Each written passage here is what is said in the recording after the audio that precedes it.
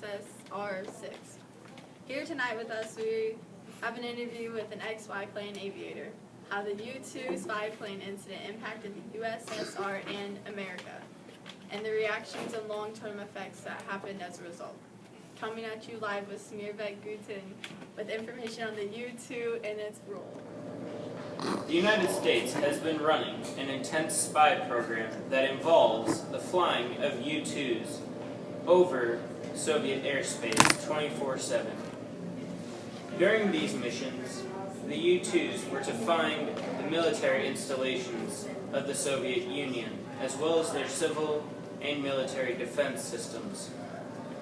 During one of these such missions, a U-2 was shot down over the town of Smearbeck.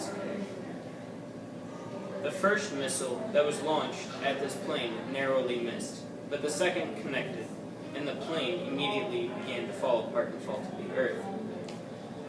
During its descent, the pilot was able to successfully eject from the plane. This was also the largest reason that the U.S. ended up suspending its U-2 spy program, because of the loss of the plane and the discovery that the United States had the capabilities to fly such missions.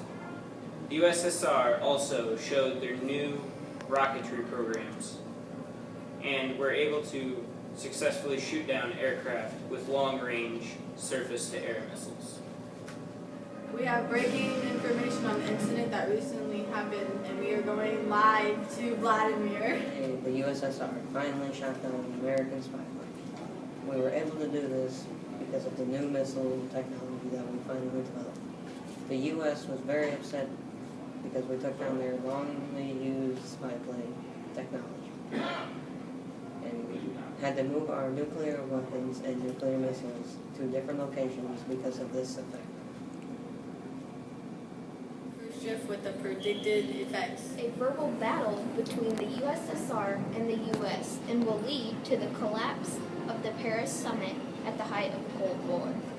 It will lead to a serious deterioration between the U.S. and USSR, and Khrushchev walking out of the summit, meeting in part because Eisenhower refused to publicly apologize for it. The pilot, Francis Gary Powers, was then released in exchange for a captured Soviet spy.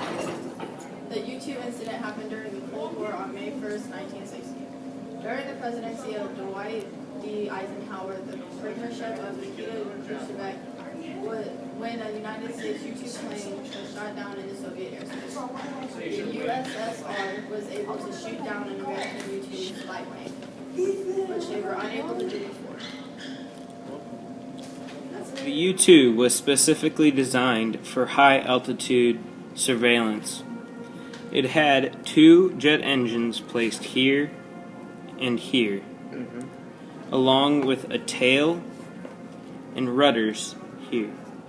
The cockpit was specifically made a little bit further back from the nose to increase stealth and speed.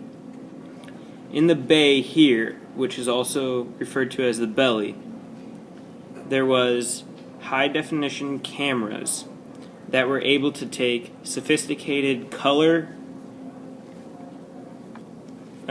photos as well as infrared photos. Some of these photos have been released from the Cuban Missile Crisis, showing Russian military installations on the island of Cuba. It was also possible for them to carry two exterior fuel tanks that could add to their ranges, making the U-2 to be able to do extended, long flight survey missions.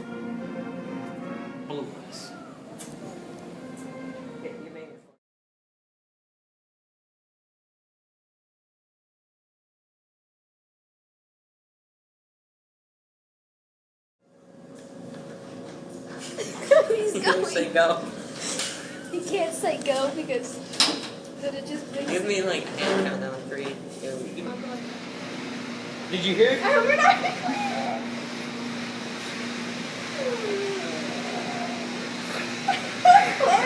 I recorded that.